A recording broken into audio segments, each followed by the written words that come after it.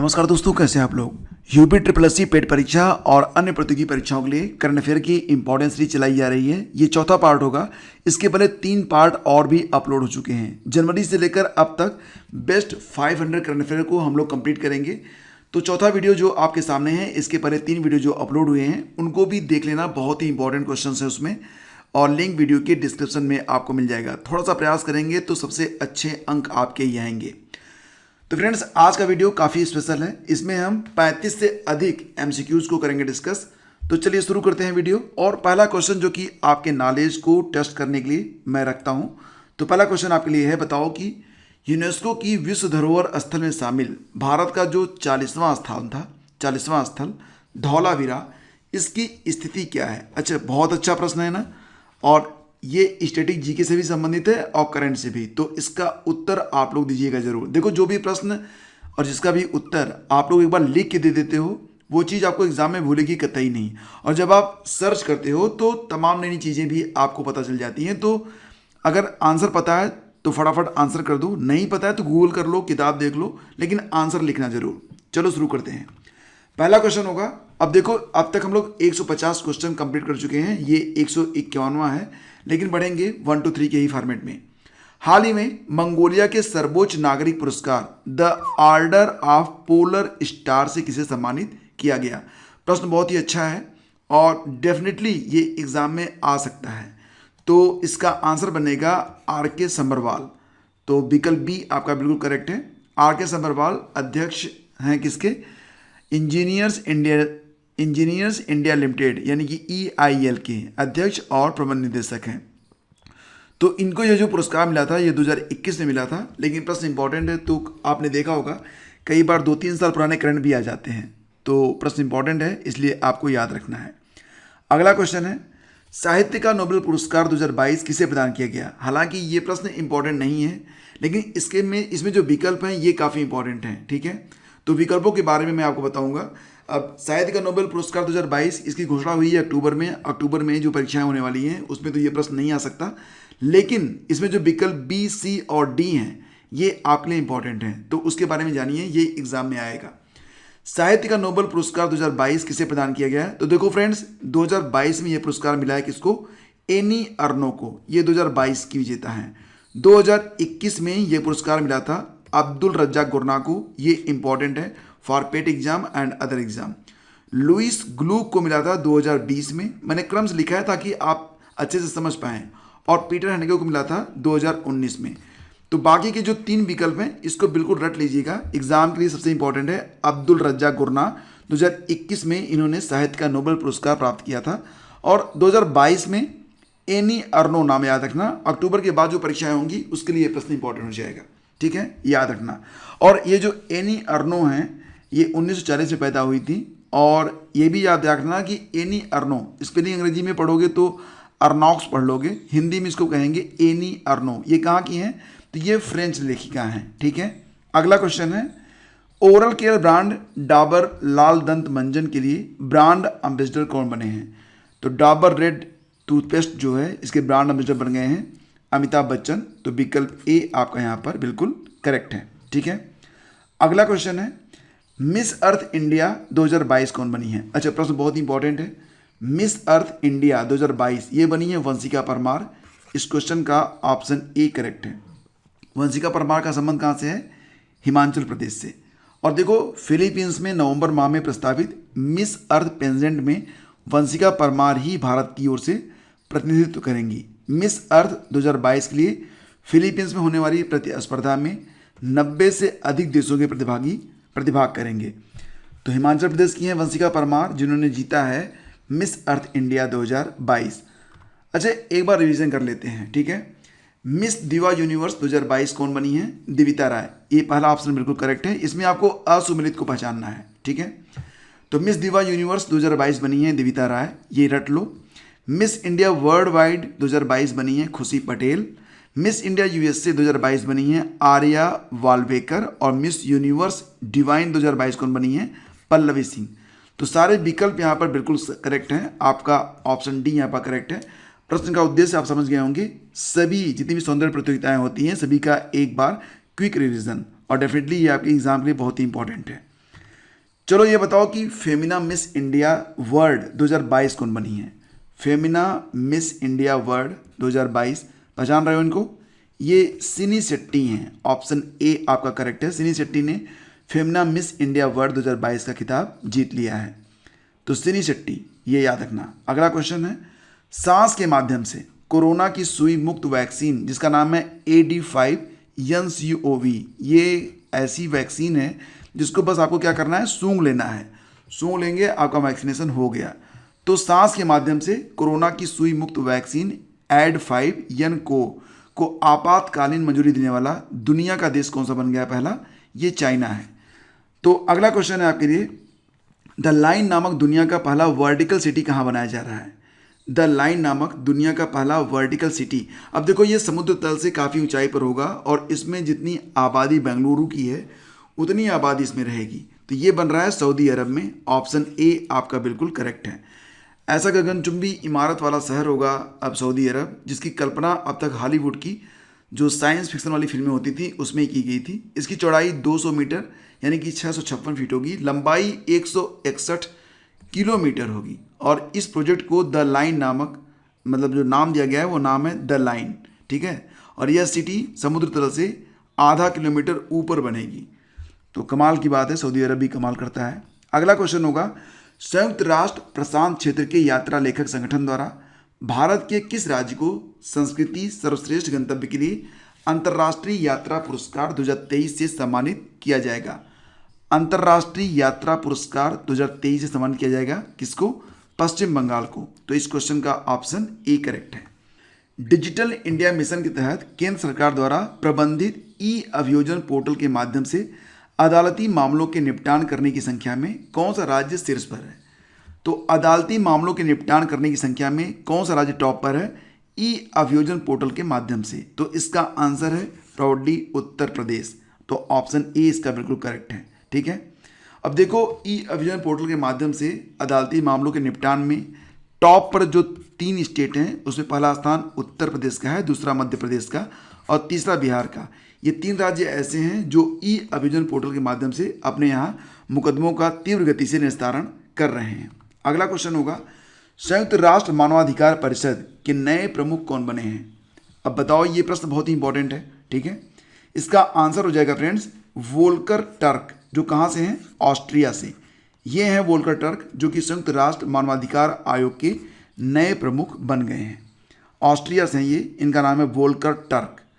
अगला क्वेश्चन होगा दोस्तों, अगला क्वेश्चन है, संयुक्त राष्ट्र विकास कार्यक्रम UNDP United Nation development programme के द्वारा जारी मानव विकास सूचकांक ह्यूमन डेवलपमेंट इंडेक्स 2021-22 में कौन सा देश शीर्ष पर रहा? तो इसका आंसर है ऑप्शन ए स्विट्जरलैंड। अब देखो, दूसरे स्थान पर और तीसरे स्थान पर जो देश हैं वो भी इंपॉर्टेंट है। आपको बताता हूँ, दूसरे स्थान पर नॉर्वे रहा, तीसरे स्थान पर आइसलैंड। भारत की रैंक कितनी रही? भारत रहा 132वें स्थान पर। भारत की जो पिछली रैंक थी पिछले वर्ष की वो 131 थी। अच्छा, कुल देश कितने पार्टिसिपेट किए गए? 191। तो याद रखना कि UNDP के द्वारा जारी HDI 2021-22 के इंडेक्स में स्विट्जरलैंड टॉप पर है, भारत की रैंक 132 है। ये जरूर याद रखना आप, ठीक है, काफ़ी इंपॉर्टेंट क्वेश्चन है। अमेरिकी स्पेस एजेंसी नासा ने परसिवेरेंस रोवर में लगे किस डिवाइस की मदद से मंगल ग्रह पर मौजूद कार्बन डाइऑक्साइड से ऑक्सीजन बनाने का नया तरीका खोजा है? तो कार्बन डाइऑक्साइड से ऑक्सीजन तो अभी तक पौधे बनाते हैं, लेकिन मॉक्सी नामक एक जो उसमें डिवाइस लगी है, मॉक्सी ने क्या किया है, एक पौधे के बराबर मतलब 1 घंटे में कितना बनाया? 6 ग्राम ऑक्सीजन बना डाला मॉक्सी ने। तो ये कमाल की बात है, मंगल ग्रह पर इसने ऑक्सीजन बनाना सीख लिया है कार्बन डाइऑक्साइड से। तो ये काफ़ी इंपॉर्टेंट क्वेश्चन है। अगला क्वेश्चन होगा, हाल ही में किस राज्य के फाल्गु नदी पर, इसका नाम, नदी का नाम है फाल्गु नदी पर भारत के सबसे बड़े रबर बांध का उद्घाटन किया गया? अच्छा, ये बताओ कि फाल्गु नदी किस प्रदेश में है? तो दोस्तों ये मिलेगी आपको, जी हाँ, बिहार में मिलेगी आपको। तो बिहार में ही बनागा भारत का सबसे लंबा रबर बांध और इसका आंसर बनेगा ऑप्शन बी, मतलब बिहार। बिहार के मुख्यमंत्री नीतीश कुमार ने इसका उद्घाटन किया और नाम रखा था इसका जी डैम, गया डैम। 411 मीटर लंबा है और 3 मीटर ऊंचा ये रबर डैम है और इसमें लागत आई है 312 करोड़ रुपए की, ठीक है। अगला क्वेश्चन देखो, प्रधानमंत्री मोदी ने ग्रेनाइट पत्थर से निर्मित 28 फुट ऊंची नेताजी की मूर्ति की भव्य प्रतिमा का अनावरण कहाँ पर किया है? बहुत ही शानदार प्रतिमा है ये। तो इसका अनावरण किया गया है कहाँ पर? कर्तव्य पथ पर। तो ऑप्शन ए यहाँ पर बिल्कुल करेक्ट है। इस प्रतिमा को बनाने में 26,000 घंटे लगे और इसका वजन होगा 65 मीट्रिक टन। ठीक है। प्रधानमंत्री मोदी के द्वारा कहाँ पर केंद्र राज्य विज्ञान सम्मेलन 2022 का उद्घाटन किया गया? केंद्र राज्य विज्ञान सम्मेलन 2022 इसका आयोजन हुआ था अहमदाबाद गुजरात में और उद्घाटन किया गया था प्रधानमंत्री मोदी के द्वारा। तो सही जवाब इसका ऑप्शन ए है। ये बिल्कुल रट लेना, इंपॉर्टेंट है। भारतीय थल सेना और वायुसेना ने मिलकर संयुक्त राष्ट्र अभ्यास जिसका नाम है गगन स्ट्राइक 2022 का आयोजन कहाँ पर किया है? तो देखो, ये भारतीय थल सेना और वायुसेना का संयुक्त अभ्यास है, इसका नाम है गगन स्ट्राइक 2022। तो इसका आयोजन किया गया कहाँ पर? तिरुवनंतपुरम, चांदीपुर, पोखरण नहीं, ये पटियाला पंजाब में आयोजित किया गया। तो इसका आंसर बनेगा option C. The Fraser Institute द्वारा जारी विश्व आर्थिक स्वतंत्रता सूचकांक 2022 में कौन सा देश टॉप पर रहा? विश्व आर्थिक स्वतंत्रता सूचकांक 2022 टॉप पर रहा हांगकांग, यानी कि क्वेश्चन का ऑप्शन बी बिल्कुल करेक्ट है। अब देखो, इसमें टॉप पर हांगकांग है, दूसरे स्थान पर सिंगापुर है, तीसरे स्थान पर स्विट्जरलैंड है। तो ये दुनिया के सबसे अधिक आर्थिक रूप से स्वतंत्र देश हैं। हांगकांग पहले स्थान पर, सिंगापुर और स्विट्जरलैंड। भारत जो है 89वें स्थान पर है, नेपाल 103, चाइना 116 और पाकिस्तान की बात ही मत करो। चलो आगे बढ़ते हैं। क्रिकेट एशिया कप 2022 का खिताब किसने जीता है? क्रिकेट एशिया कप बहुत इंपॉर्टेंट है। इसका जो फाइनल हुआ था किसके बीच हुआ था याद है आपको? खूब धूम मची थी और सभी लोग खुश हो गए थे, मतलब सभी लोग खुश थे। क्रिकेट एशिया कप 2022 का खिताब जीता था किसने? श्रीलंका ने। किसको हराया था? पाकिस्तान को। तो ये इंपॉर्टेंट भी है और आपको याद भी रखना है इसको। ठीक है। अच्छा, प्लेयर ऑफ द मैच बने थे भानुका राजपक्षे। राजपक्षे टाइटल आ जाए तो समझ लेना कि वो श्रीलंका से होंगे। ठीक है। अगला क्वेश्चन है, क्रिकेट एशिया कप 2023 का संस्करण कहाँ आयोजित किया गया? अब ये बताओ, क्रिकेट एशिया कप जो हुआ था 2023 का संस्करण कहाँ पर आयोजित किया जाएगा?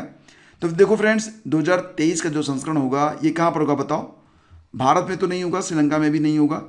अब 2022 वाला अभी मैंने आपको बताया कहाँ पर हुआ था। 2022 वाला देखो, 2022 वाला कहाँ पर हुआ था? यूएई में हुआ था। ठीक है। तो 2023 वाला कहाँ पर होगा? पाकिस्तान में। चलो, पाकिस्तान को एक काम मिल गया। ऑप्शन सी बिल्कुल करेक्ट है।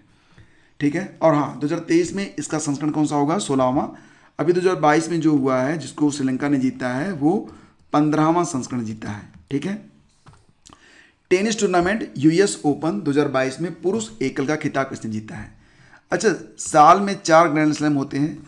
जो पहला ग्रैंड स्लैम होता है वो आपको पता ही है, ऑस्ट्रेलियन ओपन होता है। उसके बाद कौन सा होता है? ये तीनों नाम आपको बताने हैं, ये मैं आपको होमवर्क दे रहा हूँ।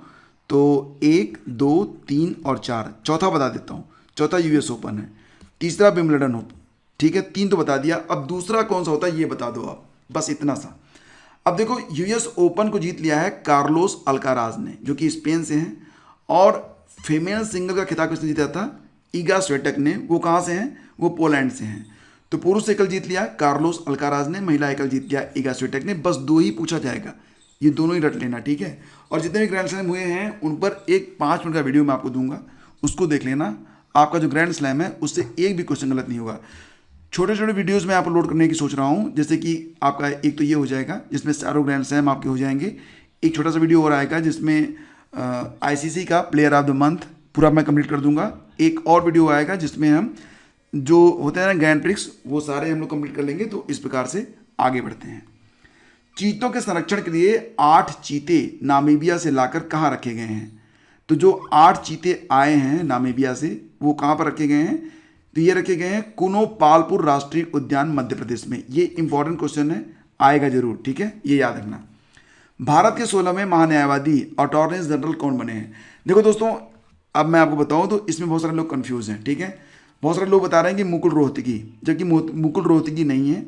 मुकुल रोहतगी जो थे ये 14वें अटॉर्नी जनरल थे। उसके बाद 15वें बने थे के वेणुगोपाल। अब 16वें के बारे में बात जब हो रही थी तो मुकुल रोहतगी जी को फिर से ऑफर किया गया, लेकिन इन्होंने मना कर दिया था। तो 16वें जो हमारे अटॉर्नी जनरल बने हैं वो आर वेंकट रमणी हैं। ठीक है, तो आर वेंकट रमणी जो हैं भारत के 16वें महान्यायाधीश बने हैं। 14वें कौन थे? मुकुल रोहतगी। के वेणुगोपाल 15वें, आर वेंकट रमणी 16वें, और इन्होंने अपना कार्यभार 1 अक्टूबर से संभाल लिया है। तो ये बहुत इंपॉर्टेंट है, इसको जरूर याद रखना, बहुत सारे लोग कन्फ्यूज हैं इसमें। एक प्रश्न और भी एग्जाम में आ सकता है कि महान्यायवादी की नियुक्ति किस अनुच्छेद के अंतर्गत की जाती है? तो अनुच्छेद 76 के अंतर्गत की जाती है।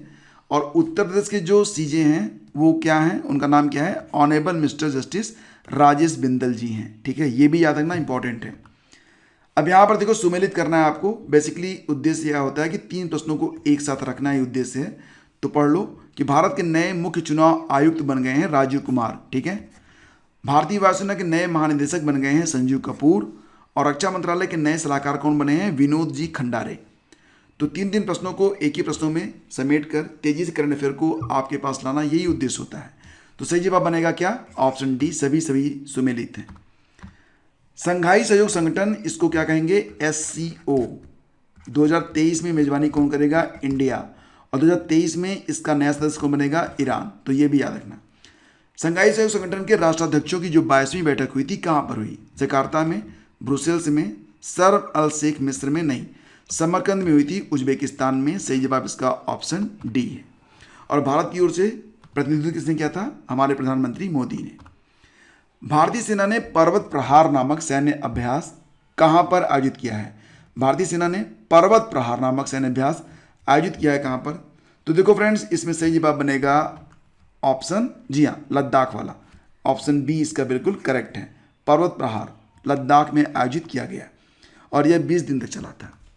10वें दक्षिण भारतीय अंतर्राष्ट्रीय फिल्म पुरस्कार, देखो दक्षिण भारत का अंतर्राष्ट्रीय फिल्म पुरस्कार है, इसको क्या कहेंगे? 10th SIIMA, मतलब south Indian international movie awards 2022। Best actor चुने गए, पहचान गए होंगे आप, ये अल्लू अर्जुन है। हाँ, वही फिल्म जिसके बारे में आप सोच रहे हैं, पुष्पा द राइज के लिए इनको बेस्ट एक्टर चुना गया। बेस्ट फिल्म भी वही बन गई, पुष्पा द राइज, और बेस्ट डायरेक्टर भी वही बन गए, पुष्पा द राइज वाले, नाम इनका सुकुमार है। और पूजा हेगड़े, ये थोड़ा सा अलग है, पूजा हेगड़े को बेस्ट एक्ट्रेस का अवार्ड मिला मोस्ट एलिजिबल बैचलर के लिए। ठीक है, विश्व स्तरीय शिक्षा प्रदान करने के लिए भारत का पहला वानिकी विश्वविद्यालय किस राज्य में स्थापित होगा? इसको 5 स्टार कर लो, बहुत ही अच्छा प्रश्न है ये। तो भारत का जो पहला वानिकी विश्वविद्यालय खुलेगा वो कहाँ पर खुलेगा बताओ दोस्तों? इसका आंसर हो जाएगा तेलंगाना, यानी कि इस क्वेश्चन का ऑप्शन डी करेक्ट है। और ये भी याद रहे कि दुनिया का तीसरा होगा, पहला तो रूस में है, दूसरा चीन में है, फिर भारत में खुल रहा है। ठीक है, तो दुनिया का तीसरा वानिकी विश्वविद्यालय भारत के तेलंगाना में खुलने जा रहा है। अगला क्वेश्चन होगा, उद्योग और आंतरिक व्यापार संवर्धन विभाग DPIIT द्वारा जारी रिपोर्ट के अनुसार वर्ष 2022 में भारत में औद्योगिक निवेश आकर्षित करने वाले राज्यों की सूची में कौन सा राज्य पहले स्थान पर है? अच्छा, कई सारे लोग कंफ्यूज होंगे, बहुत सारे लोग इसका आंसर बताएंगे कर्नाटक, वो अलग क्वेश्चन है। ये क्वेश्चन ध्यान से पढ़ो। ये क्वेश्चन है कि DPIIT द्वारा जारी रिपोर्ट के अनुसार वर्ष 2022 में भारत में औद्योगिक निवेश आकर्षित करने वाले राज्यों की सूची में कौन सा राज्य पहले स्थान पर है? तो इसका आंसर आंध्र प्रदेश है, ये बिल्कुल करेक्ट भी है। ठीक है, और दूसरे स्थान पर उड़ीसा है, तीसरे स्थान पर महाराष्ट्र है। इसका एक्सप्लेनेशन आपको बता देता हूँ। भारत का वास्तविक औद्योगिक निवेश साल के पहले 7 महीने में कितना रहा? 1,71,285 करोड़ रुपए। इसमें सर्वाधिक पैसा 40,361 करोड़ रुपया कहाँ पर आया? आंध्र प्रदेश में। भारत और किस देश की नौसेना के बीच जिमैक्स 2022 नामक द्विपक्षीय समुद्री अभ्यास आयोजित किया गया? अब जिमैक्स मतलब J for Japan, I for India, M for maritime, EX for exercise. समझ गए यार, जापान इंडिया का होता है। तो सही जवाब बनेगा ऑप्शन बी। कहाँ पर हुआ ये रट लेना, ये हुआ था बंगाल की खाड़ी में, संस्करण रहा था 9वां। अब ये देखो 67वें फिल्म फेयर पुरस्कार पर विचार करें। ये क्वेश्चन मैं ऑलरेडी पढ़ा चुका हूँ, दोबारा से आपके सामने रख रहा हूँ। क्यों? ताकि ये फैक्ट आपको याद रहे। देखो 67वें फिल्म फेयर पुरस्कार पर विचार करें। बेस्ट फिल्म थी शेरशाह, करेक्ट है। बेस्ट डायरेक्टर बने थे विष्णुवर्धन शेरशाह के लिए, ये भी करेक्ट है। बेस्ट असिस्टेंट एक्टर बने मिमी के लिए पंकज त्रिपाठी, और film fair life time achievement award मिला था किसको? सुभाष घई को। सभी विकल्प यहाँ पर बिल्कुल करेक्ट हैं। ठीक है, राष्ट्रीय हिंदी दिवस कब मनाया जाता है? देखो फ्रेंड्स, विश्व हिंदी दिवस होता है कब? 10 जनवरी को, और राष्ट्रीय हिंदी दिवस कब होता है? 14 सितंबर को। तो ऑप्शन बी इसका करेक्ट है। अब देखो 14 सितंबर 1949 को हिंदी को भारत की आधिकारिक भाषा के रूप में मान्यता मिल गई थी और हिंदी दिवस की शुरुआत की गई थी पंडित जवाहरलाल नेहरू के द्वारा। पहली बार जो हिंदी दिवस मनाया गया था वो कब मनाया गया था? 14 सितंबर 1953 में। दुनिया का सबसे बड़ा हड़प्पा संस्कृति संग्रहालय कहाँ स्थापित किया जाएगा? दुनिया का सबसे बड़ा हड़प्पा संस्कृति संग्रहालय यह स्थापित होगा कहाँ पर बताओ? राखीगढ़ी, खंडवा, मेरठल, उदयपुर। सही जवाब ऑप्शन ए है, राखीगढ़ी, हरियाणा। हड़प्पा की खोज कब हुई थी? 1921 में। किसने की थी? दयाराम साहनी के द्वारा। तो ये आपको याद रखना है और बहुत ही अच्छा प्रश्न है, इंपॉर्टेंट है। बताओ कि किस राज्य ने फिल्म उद्योग के लिए अपनी पहली सिनेमा पर्यटन नीति 2022 को लॉन्च किया है? तो पहली सिनेमा पर्यटन नीति 2022 को लॉन्च किया गया है किसके द्वारा बताओ? जी हाँ, ऑप्शन सी यानी कि गुजरात के द्वारा। ठीक है, गुजरात के मुख्यमंत्री हैं भूपेंद्र पटेल और हमारे केंद्रीय पर्यावरण मंत्री कौन है? भूपेंद्र यादव। तो कंफ्यूज मत हुआ करो। भारत की समृद्धि और विविध समुद्री विरासत को प्रदर्शित करने के लिए राष्ट्रीय समुद्री विरासत परिसर कहाँ बनेगा? तो वहीं पर बनेगा जहां पर हड़प्पाकालीन बंदरगाह हुआ करते थे। कम समझ गए ना? लोथल में। तो ऑप्शन बी इसका बिल्कुल करेक्ट है। लोथल कहाँ पर है? गुजरात में है।